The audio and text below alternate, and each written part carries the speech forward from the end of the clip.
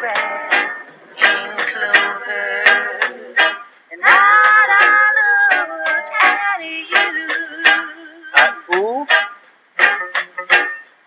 I found a dream Shoot up, shoot up. could speak to, a dream that I can call my own. All the ladies. Found a thrill to press my cheek to, a thrill that I've never known. Oh, you smile. All and pull it. And another one. People, you don't know Uncle Drummer coming like Santa Claus, but means nothing like Santa Claus. But we are going at the bag right now and see what we can bring out for the people. And right now, what we're going to bring out for the people is we're going to get in contact with a legend. Yeah, when we say legend, we are talking about veteran. We are talking about foundation. DJ Elayne. People, don't talk. Make me see what I want.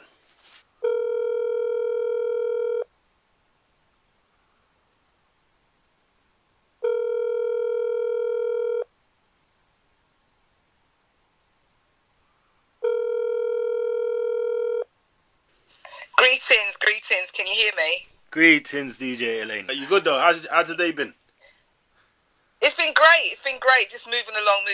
So I'm about to get in my car, but I don't think it'll interfere with bar, because I've got to get to my son's house by 9 o'clock.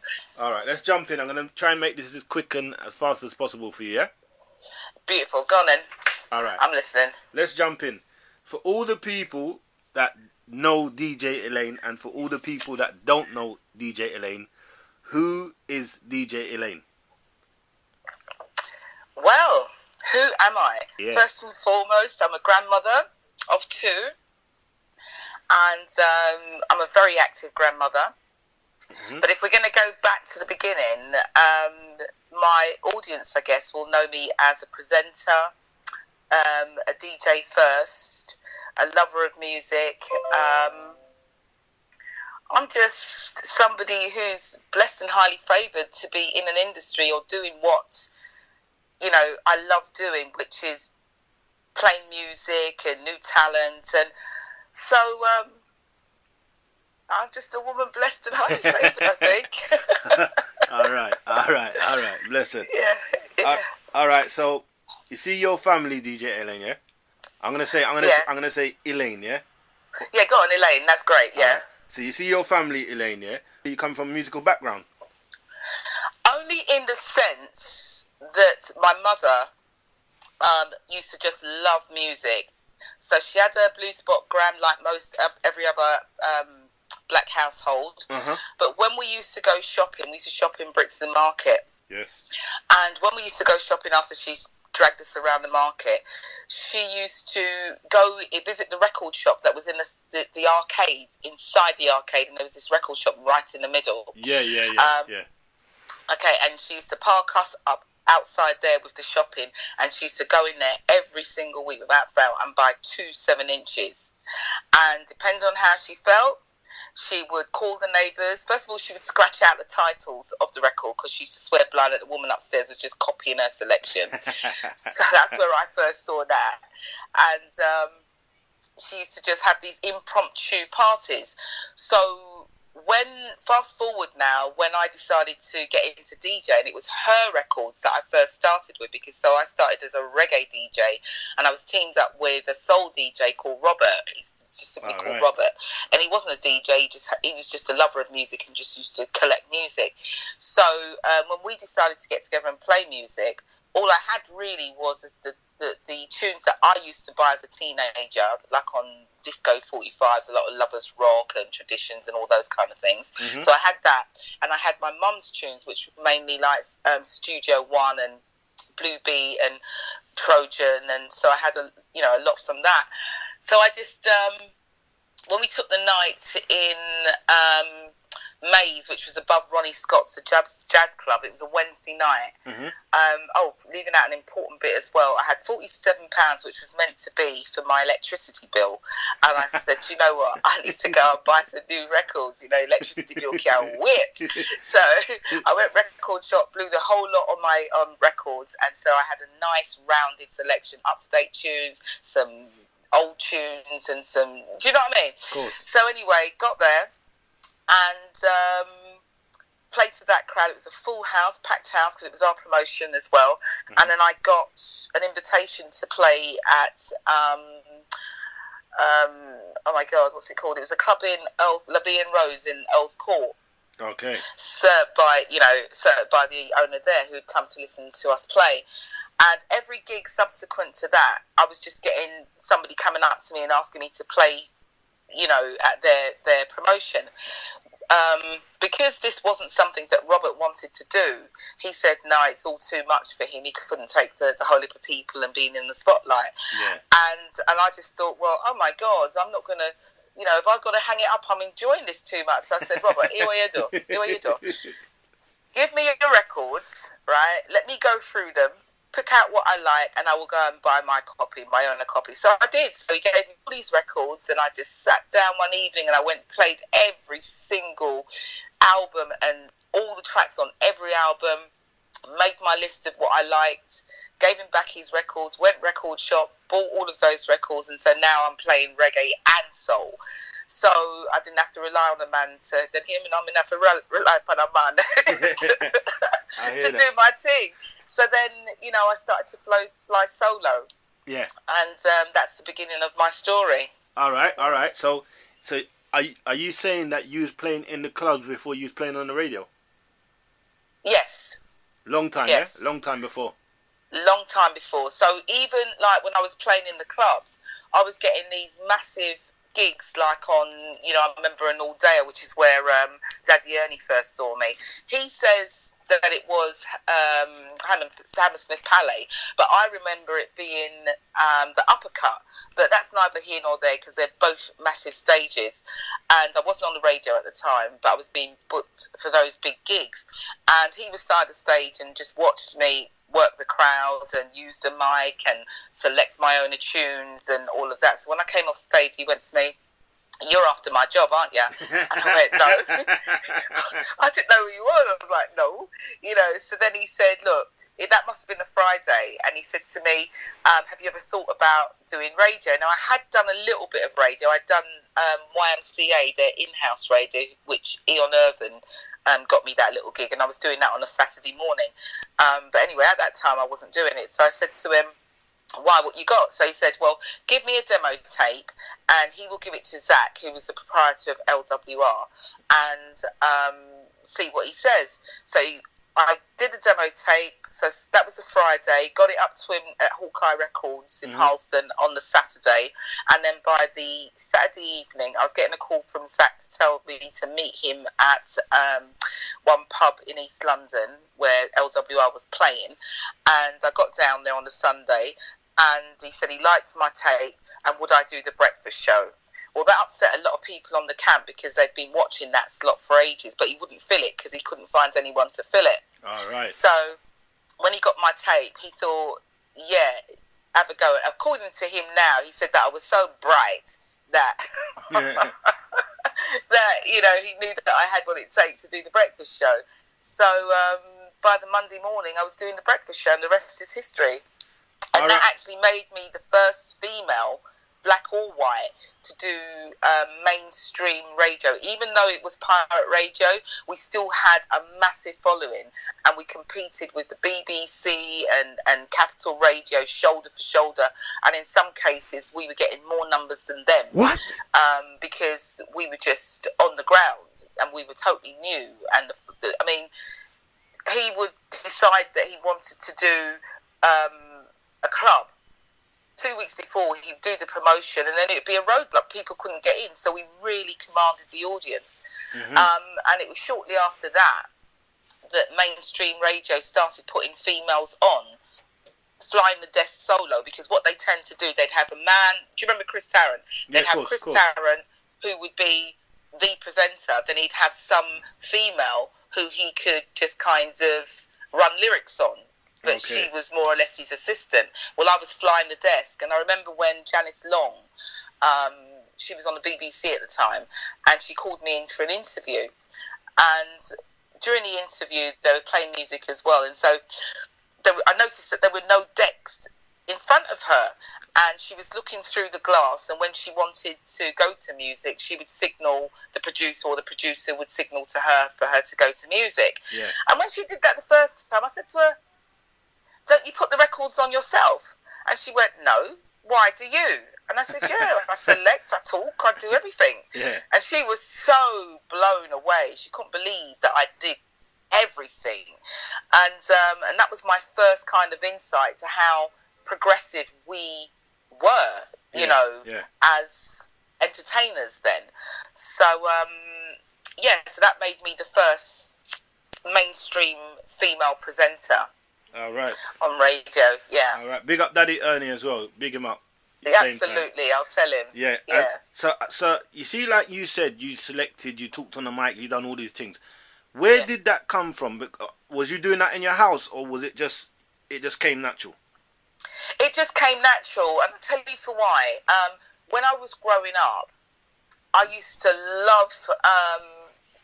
love music. So I'd go when I used to go to North Wheezy. Yeah. Because my dad lived there. Yeah. I used to be there every weekend and summer holidays. There was a record shop down there on the Harrow called Venture Records. So me and my cousins used to go in there and buy our little tunes. And my older cousin had like a sound system in his bedroom. Yeah. But that was when I was very young and weren't allowed to go out. But I was always interested in the sound of the bass and everything like that, and just music and lyrics in particular. When I was old enough to go out, I used to follow Soprano B Sound and go Bally High and Clouds. And Bally High. Yeah, you remember Bally High up in Streatham? Yeah. And for me, and I used to love blues parties as well.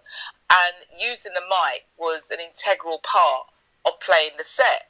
Okay. So by the time it came for me to actually play music, it was a no-brainer. Of course you use the mic. Yeah. Of course you select a tune, you know? Yeah.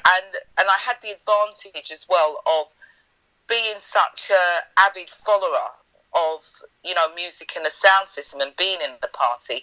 I had the experience of being in the crowd. Yeah. Which meant that I knew what the crowd is feeling at certain points. Do you know what I mean? When the DJ puts on a record and the beginning or the record's sweet you, the whole room would be like they're either licking wood or they just go woo, because sweet them so much the whole room would just rock. So I've been in the centre of that. So by the time it came for me to like being on the side of the decks, you know, I've been known to put on a track. I've selected that track. And like 30 seconds, I've changed my mind, and I'd quickly jump in my box and pull something out and get there, because I'm reading the people as opposed to being self-indulgent and playing what I like. Mm-hmm. But don't get me wrong, I only ever played what I like, if you know what I mean. So if it's dance hall, I will pull out the tunes that I like. And not pull it out just because it's a big tune. Because if I don't like it, then it's going to mess up my set. There's no feeling. If it's pop, I do the same thing. Just pull out what I like and just run the tunes so that you're taking the people on a musical journey. You know what I mean? So to answer your question, it was... I'm going by feeling, and so therefore I call myself an entertainer as opposed to a DJ. Does that make sense? Because I'm entertaining the crowd. I'm there for the crowd's enjoyment. Yes, ma'am. It does. Exactly. And I do the same myself. If I'm playing tunes, I'm playing what I like. I'm not playing what's out there or whatever. If I like the tune, I feel the tune. I'm playing the tune. Exactly, and that's it. And and then when you do it that way, the people can pick up on your vibe truly. Do you understand? It's the way you're feeling that you're transmitting to the crowd. You know, so by the time you're finished with them, you're supposed to be able to say to them, I want you to run outside, run back, run round the book, because you've got them. Do you know what I mean? You've got them. The amount of times I've stopped the music and said, right, I want to see a Mexican wave. And the wave just goes from one part of the room, come right round, and hey, do you know what I mean? So, because full you control. got them. Full control. Yeah. Niceness. So, sorry, I talk long, don't I? It's alright. It's all good. The next question I wanted to ask you, I think you kind of answered it already, but I'm still gonna answer it anyway, yeah. When you was coming in the business, how hard was it for you as a black woman to go through? Because now you told me it sounds like you just smooth sailing through anyway. Yeah. Do you know? It was very, very smooth sailing. One thing I know about me is that I don't watch anybody. I just get on with what I'm doing, and if it feels like it's a bit sticky, then I push harder. You know what I'm saying? But I don't take anything personally. The one bit of discrimination I got in the early days was from another female. Okay. And it was a white female, or mixed race or something. And I was standing outside the Hippodrome. I was doing one of my own promotions, a promotion which was run between my then boyfriend. And I was giving out these flyers. And she came up to me and she says, "Oh, let me see your flyer." So I showed it to her. She asked who, is DJ Elayne. So I said, me. So she said to me, I wouldn't waste my time, because if there's any gigs to be got, they're always going to ask me, right? Oh, wow. It took me years to even remember what her name is. Wow. Do you understand? Yeah. And on the same night, Tim Westwood came up to me, and same thing, looked at the flyers and all of that, and he goes, you know how he talks, baby. Yeah, baby. Yeah, baby. It's going down, baby. yeah. You got him. Westwood, baby. But he was great. He was like, it's gonna be hard. It's gonna be hard. But you just gotta keep going. If you've got talent and you like it, you just gotta keep going. So just keep going. It's good what you're doing. Just keep going. And if I was soft, I would have probably packed up my things and thought, oh my God, But I kissed my teeth anyway, under my breath with what she said, and then my guy just come and span it on its head and just was like, yeah, of course, I ain't had a flop yet, so what am I giving up for? Of course. And, so that was the only bit of real kind of somebody trying to put me off, if you like. Yeah. All right, so, when you was on radio, right? Who was your favourite co-host that you used to like to, not to say that you was doing it all the time, but if you was collaborating with someone, who would it have been? Good question. I've never been asked that before. So if I was going to co-host on the radio with another host, do you know? I've never thought of that. But I'd have to say it would probably be my ex business partner, Miles Crawford. Yes, I know the guy. 291 Club. 291 Club, yeah. Because when we relaunched the 291 Club back in 2018, Hackney Empire, that's right. We had to do a lot of go lives together, a lot of meetings together, lots of different situations, making adverts and stuff, and just working together. And the way we bounced off of each other, it was a scream. You know what I mean? It was just so good. But in terms of who would I? Oh God, I couldn't tell. It would have to be Miles Crawford. All right. Say nothing. All right. So you see, like. Or Richard Blackwood. Bo, big man. Big him up. Or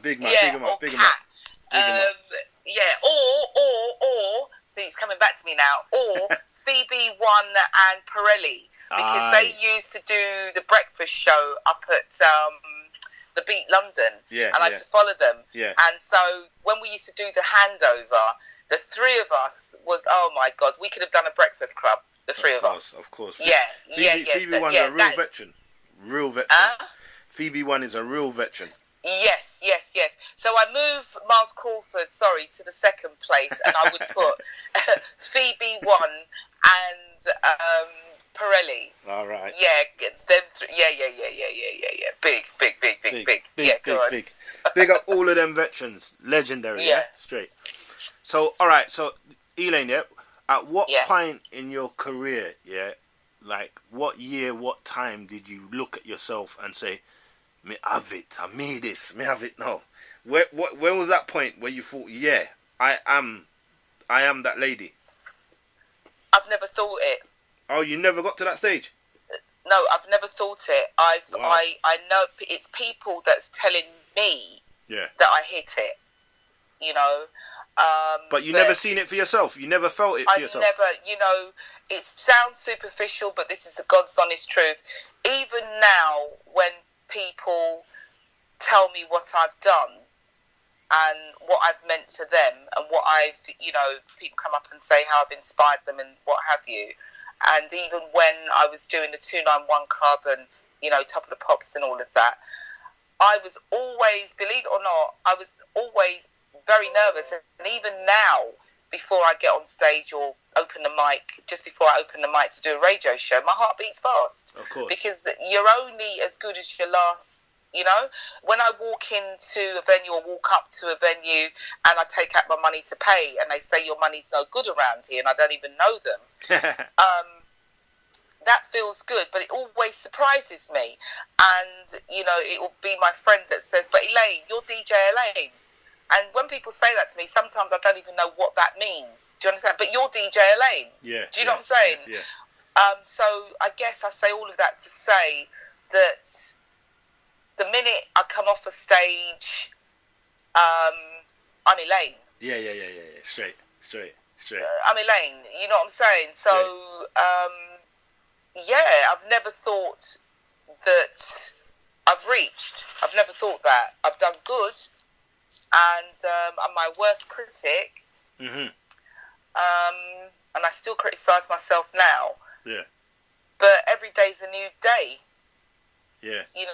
Yeah. And I think also that if you kind of feel like you reach, then you're always going to be in fear of losing it. True. So even when I'm in a quiet period where I'm not doing anything, because there was a period where I just, it must have been about a good 7 years that no one saw me because I was just looking after my mum and being married and all these kind of things. Mm-hmm. I was, why was I saying that now? Yeah, I can't remember why I was telling you that, but even in those quiet periods, I just, you know what I mean? There's a consistency of my feeling. I don't feel like, I'm 7 years has gone by and I haven't done anything and I've missed it. I don't feel that. When I'm ready to start again or when I'm ready to re-enter the scene, I just re-enter the scene like I've never been anywhere. Of course. Do you know what I mean? Of course, so you don't sit and fret about what you're missing. That's what I mean to say. Yeah. It sounds like you're very, very in tune with yourself. Yeah, and it is about myself. Yeah. It really is about myself. It is about me feeling happy. It's about me when I interact with people, they feel happy being in my presence and mine theirs. Because the only thing that we ever have in this world is the moment that you're in. Mm-hmm. Because you can drop down tomorrow. That's right. So I'm enjoying the moment that I'm in. I'm actually living my life in the moment that I'm in. Yeah. You know what I'm saying? So that don't mean to say I don't organise and prepare. Of course you've got to do that. That'd be irresponsible if you didn't. Of course. But I am always present. Yeah. You know what I'm saying? Got you. Yeah. All right. Let's rewind for a minute and go back to when you was in school, yeah? Mm. When you was in school, like, what was school like for you as a youngster? I loved school. Yeah? I absolutely loved school. I wasn't a model student academically, even though I think it was just my basic common sense that always had me in the top group. Okay. like, because like when they used to, I don't know what they do now, but say like whichever year you're in, there'd be like 3 levels to say English, maths, geography, and you would get a test to see which level they're going to put you in, and I was always in the top 1.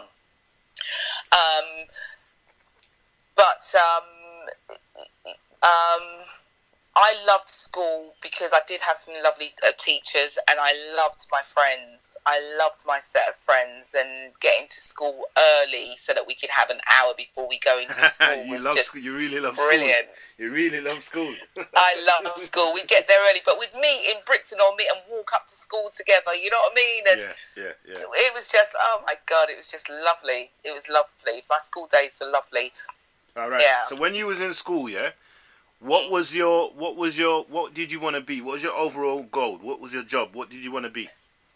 Well, I wanted to be, when they had Careers Day, I wanted to be a bilingual secretary, which meant that they would have needed to have given me extra English, extra maths, languages, and all of these things. Yeah. When the result come back for them to tell me what it is, the lessons that I've got to take, I was absolutely furious.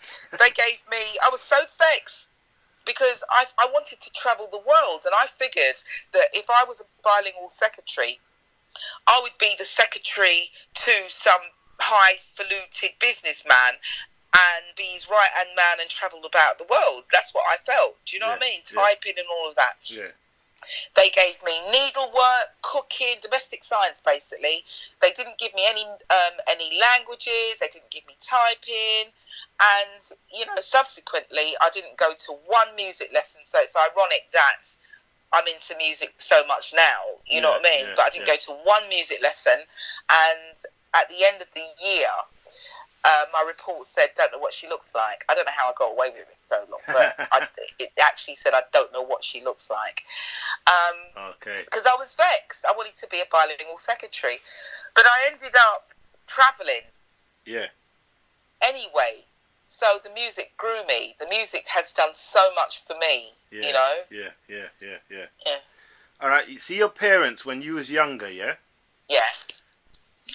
What did your parents say was your strong points that you can now look at as a grown woman and say, yeah, they was right, you know? My mother always tells the story about how I was always the tiniest in the group of friends wherever I went. Because she said, you look a bit fine. But you take all the picnic them, all the children them, and you sit them down. And you was the teacher. I see it there.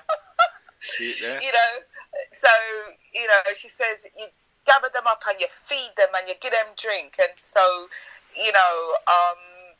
it makes sense that I'm a person that brings people together, through my promotions and things like that. So that makes us, even when I went off to I must have been about 15 and I went off to the London Academy of Modelling. And that was in Bond Street, and I'd come home and all of my friends on the estate, I'd have them up in the front room teaching them what I learned, you know what I mean, about deportment, walking. I'd put them on diets and Real teacher. Sharing, you know what I mean? Sharing, because I see it like it don't make sense. You one habit and people are looking upon you like, it's true. You know what I mean? Like your bossy. Yeah. I like it that all of us, a group of fun, nothing sweet me more than I'm out with my girlfriends and all of us look trash and ready. You know what I mean?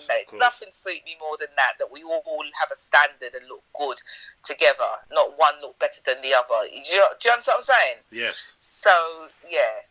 Anyway. All right, cool. All right, so you see when you're growing up now, yeah? Obviously, you're a good-looking lady, right? Did you go through a lot of like jealousy, or was your friends just cool people, or did you go through the stage where you lost a lot of friends because of your ambition, your look, and your drive? I wouldn't see. I think that some people dropped off, not because I wouldn't say jealousy. I'd never say that because I don't think. I didn't feel any of that. Let's put it that way. That's good. But what happens is that as you get bigger or as you get busier, your life changes. So where you might have could sit on the phone for a couple of hours with your friends and still go around their house. You know what I mean? So you'll be at their house all day and you go home and you still speak to them for another 2-3 hours. And my mum would say, "Is walnut a top so?" You know what I mean? Yeah. Because you've become busy now, you're in the studio. You got to go and film this person. You got to go and film this show. You got to go and interview that person. You got to sort out your radio show, that kind of thing. So your time becomes less. So some of them will make it their point of duty to make sure they check in on me, and if they see a promotion, they find themselves there. Or do you know what I'm saying? But we all kind of take on our lives change. Some have babies, we get different responsibilities. But one thing I know, my true friends, if I don't speak to them for a year, the day that we pick up the phone, it's almost as though no change. I spoke to them. No love lost at all. All right. You know, so yeah. Love that. All right, so you see, being on the radio as a disc jockey, doing your thing, and as a DJ, yeah. Yeah. What would you say to someone that's gonna step into that field now for the first time or wants to go there? What would you say are the highs and lows of being that type of person? Right, okay. So, the first thing that you've got to do is know your craft. Yeah. You have to know your craft. And I would say, because you're entertaining people, you've got to know yourself. Yes. And figure out what your strengths are. Yes. And once you've done that, what you're now doing is you're bringing your unique self to the arena. Yeah? So it don't make sense you trying to copy anybody. What makes sense to me is learning about yourself, so you can be yourself wherever you go, but learning your craft. So if you know you're going to have to use a microphone, learn to use that microphone properly, because what people don't understand is that, like, all right, so one of my pet hates, someone's got the microphone in their hand and they're waving it all over the place, so it's not, they're not on the mic, or they think that there's some dada side teeth, buck teeth person, right?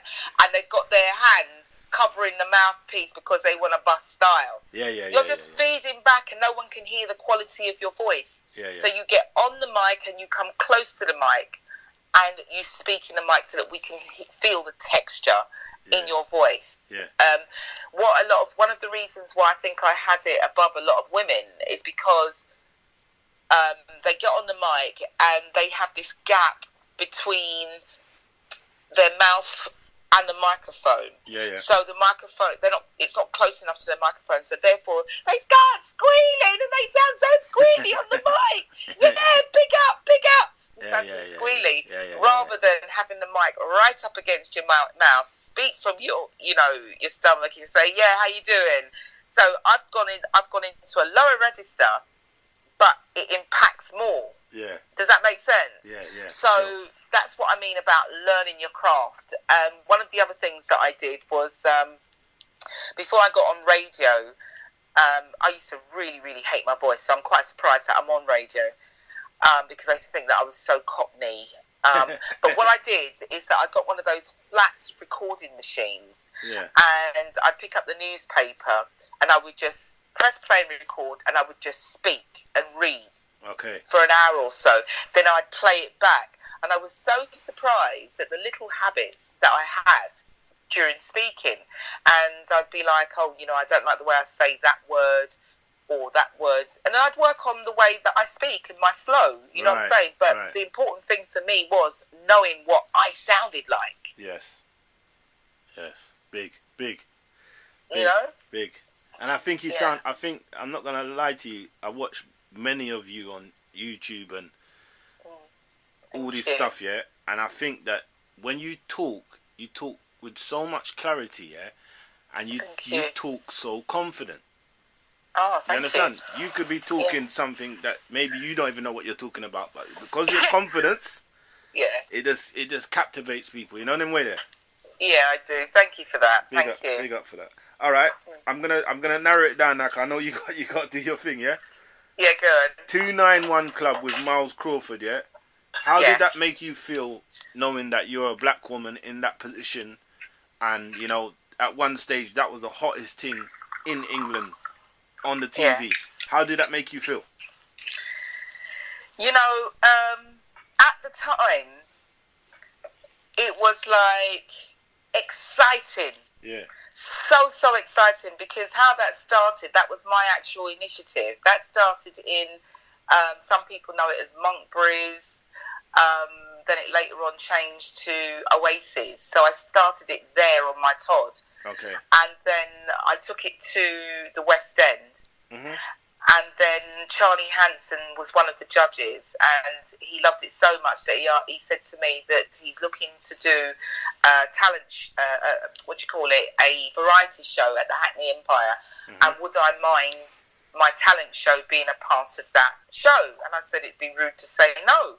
So we then took it to the Hackney Empire, and I guess by the time that kicked off, there weren't no real time to be feeling anything apart from excitement and knowing and deciding, trying to figure out what I'm going to wear and which wig I'm going to wear, and at the same time I was presenting 3 shows on B Sky B as well. So there was, and in between that I was being flown out to various little countries to do little gigs as well.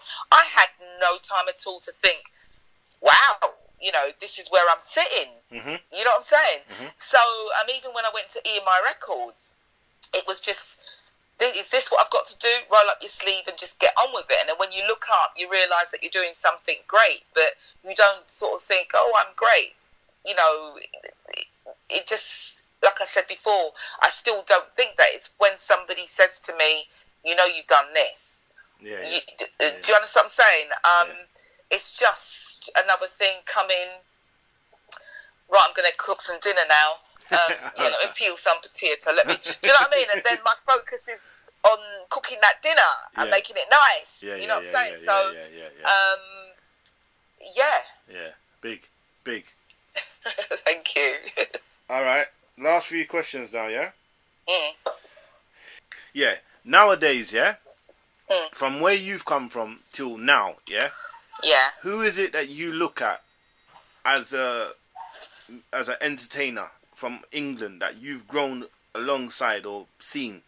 Who is it that you take your hat off to, and why? And I just one person, just one special person.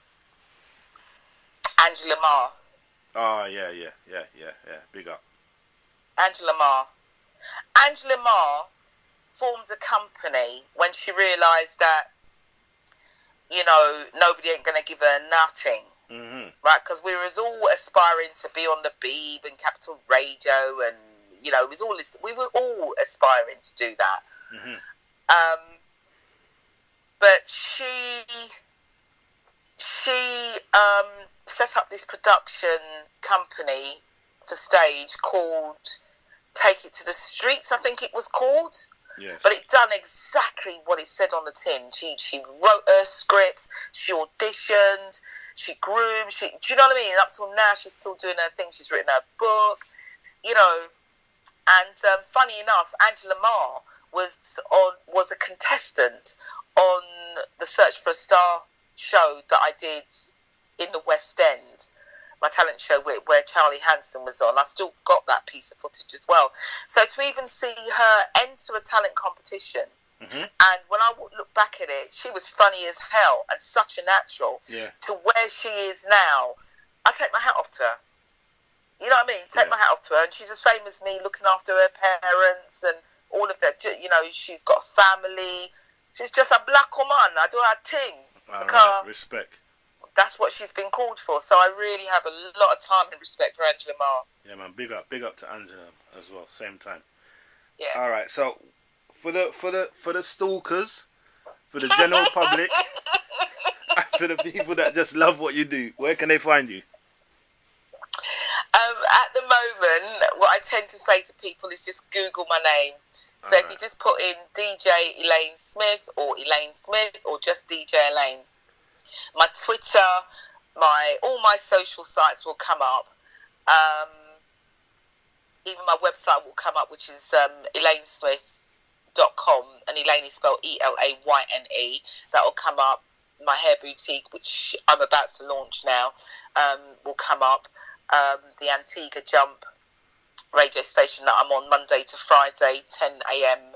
till 11 a.m. Just doing a pre-record 1 hour show at the moment until I get to Antigua. Then we'll increase the hours and go live. Go on, love it. So, and then of course I'm doing a show on the newly formed Street Sound DAB label with Morgan Khan.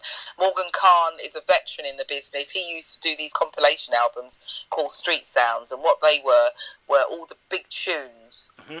He would just put them on one compilation album, and it was brilliant. I mean, I did a couple of compilations for him as well. Mm-hmm. So he's got this station that's going to be launched on a Monday the 31st of August, and I'm a part of that. I'll be doing a Friday morning, 12 till 2.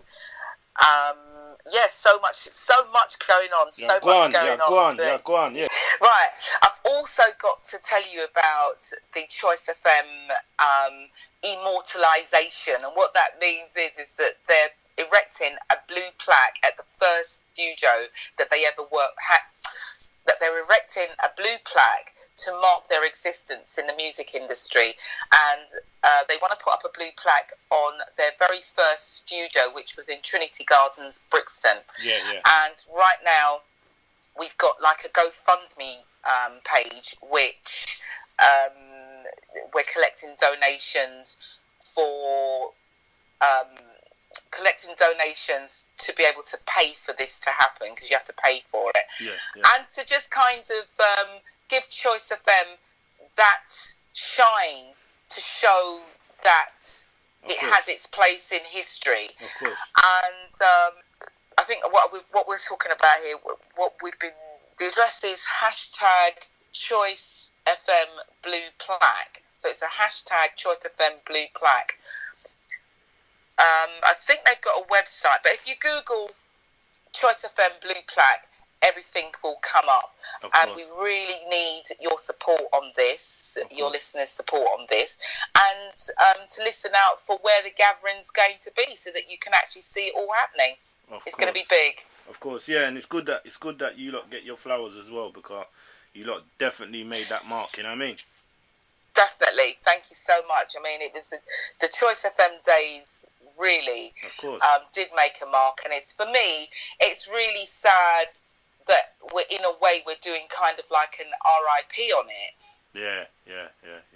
Because nothing has replaced it. Yeah.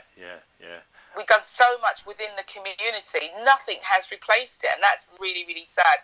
So I'm hoping that even by doing this this drive, that somewhere along the line, maybe something will come, and it'll be what's the word now? You're going to read it, aren't you? A replacement.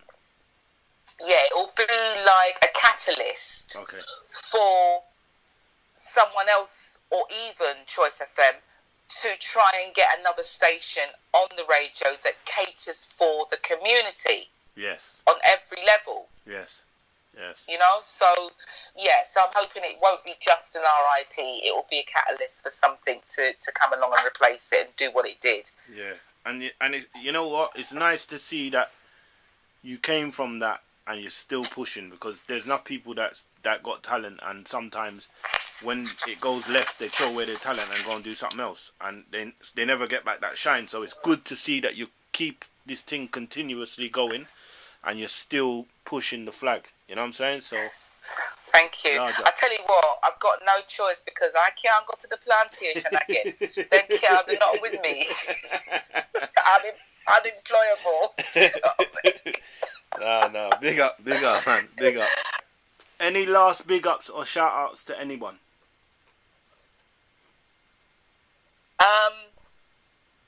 You know, even though my dad has passed so many years ago, Fortunately, my mum's still here, so that's great. But I don't know if they'll hear this or what have you, but I would say big up to them, because the one thing they gave me was freedom of speech and freedom to try. Yes. So there was one point where I was expelled from school. I was 15 at the time, so I didn't take any exams. And my mum used to spoil me, so she used to give me money to buy magazines, and I used to buy Vogue and Elle, and they were bloody expensive. And in the back of Vogue, they had this course at the London Academy of Modelling in the West End, and I went, and it cost £3,000 to go. Wow. And I went to my mum and I said, Mum, I'd really like to do this. It was a 6 weeks course for every single day apart from the weekend. I said, I'd really like to do this. Can I do it? So she said, all right, I'll speak to your dad. And the both of them put 1,500 in. Wow. And I was able to go to that course. And the grounding that I got from that course, which was deportment, it was speaking to camera, it was a bit of radio, it was a full-rounded course for the entertainment world. If you wanted to be a makeup artist, everything, it was just fantastic. And that teaching has never left me. I could do that course for other people right now, has never left me. It was good grounding. So the fact that, so getting back to your point, my mum and dad, they didn't turn around. I mean, remember, me get expelled from school, you know. Yes. Yeah. And they still turned around and said, if that's what you truly want to do, then you go for it. You know, not that they'd ever want me to be this, but them said, if you're going to be a thief, make sure you have the best teeth. If anything you're going to do, yes, you make sure you is the best. Real talk. Right? You know, do you understand? So I bigged them up for giving me that license. Yeah. To actually realise who I am, you know what I mean, who I am. So subsequently, and they always used to say, you don't beg nobody for them things. Yes. You don't beg nobody for them things. So you go off and you get your own. And that's what I did. So I've always bought my own. As soon as I knew I needed a record player, I went down to Rich's Sounds in London Bridge and I bought a record player for 1999. And some cheap little thing, it was belt driven. And you know, the upside to that story is that I played at this club in Earl's Court. That was the first other club I played outside, well, the second club I played in. And the record player stopped.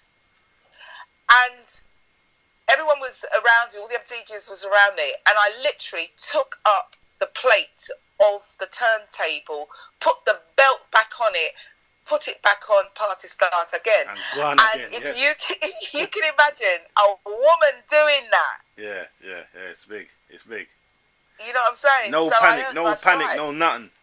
Say that again? No panic, no nothing. Just get straight to it. Straight to it. So obviously that kind of put me in another place as well. You know what I'm saying? So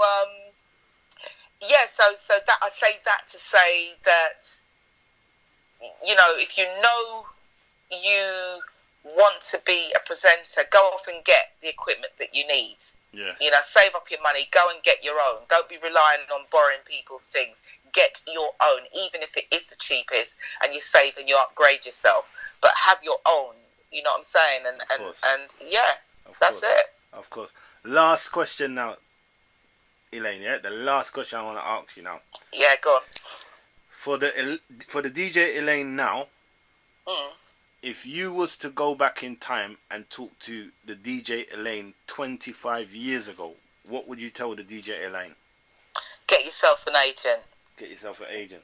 Stay focused and get yourself an agent. I was so used to being independent, but my weakness is that I just can't negotiate myself. And, you know, I've been lucky in the sense that I seem to step from one thing to another and it works out for me. But if you've got yourself an agent and a manager, they map things out for you. Yeah, do you know what I mean? They map things out for you. I probably would have gone to the States, done a bit there. And, you know, they just map things out for you and get you good deals and that, which I was never good at. But that's what I would say. But having said that, I had such a good time coming through music that it's hard for me to say that I have any regrets. Yeah. Do you know what I mean? Yeah. That's nice. So, that's nice. I respect that, and I want to say, in closing, that thank you very much for your time, because you're definitely someone that I look up to as a black woman, as a strong black woman, as a music entertainer, whatever they want to call it, DJ, MC. Yeah, you're definitely someone that I look up to, radio host, everything. Yeah, and I want to say thank you for blessing me with the opportunity of actually reasoning with you. Yeah, because there's enough people that you can reason with and some people that you can't reason with. You know what I'm saying? So I'm glad that you gave me your time and your energy to hold a reason with you and give me a better understanding of what that world is about and what you've been through on your journey. Uncle Drummer, thank you so much. I'm not quite sure what your age is, but to be recognised by somebody... I'm a big old man. Nah. But to me, for somebody like yourself to recognise me or even think about me, it's a complete honour and pleasure to sit down and know that you want to know about me. So thank you so much for giving me your consideration and time. And I must say that I'm not just saying it because you're here, but this has probably got to be one of my favourite interviews. Wow. Definitely up there in the top 5 because your questions were brilliant. And they made a lot of sense. They were brilliant. Thank you very much, man. I'm honoured. Chat. I'm honoured. And what I would say is that I'm going to talk to you off the air anyway, but thank you for the time. But yeah, definitely, I've got some things that I want to speak to you about, but we'll talk. Definitely, I'm here for you. I'm definitely here for you. And I love what you're doing on social media. You have all these people that big you up. Me want to want to. Big up Uncle Drummer. Me want to. Definitely. Yeah. Yeah, really nice. Lovely. Okay, Uncle Drummer, thank you so much. I'm going to jump in my car now. All right, then. Thank you very much, yeah? All right, take care. Have a blessed night and a blessed weekend, Bye.